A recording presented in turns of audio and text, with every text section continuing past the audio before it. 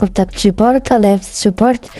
But before continuing, don't forget to subscribe to the channel. Head over to chime.com and you should head over to the bottom of the page.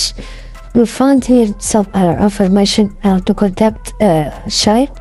So here, just for the contact, have this phone number. You can contact them on this phone number here. You can click on this and this will open this phone number under WhatsApp dial. Also, you can go over to the top of the page here and just click on the list menu and click on About.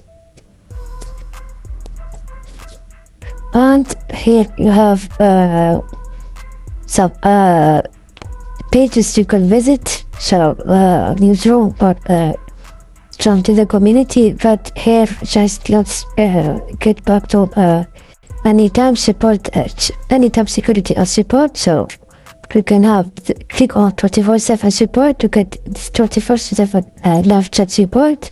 You can also visit the help center, and here just you can go to the bottom of the page and find the address here. So in the United States. And this is pretty much it, guys. If you found this guide helpful, don't forget to like, subscribe, give a comment.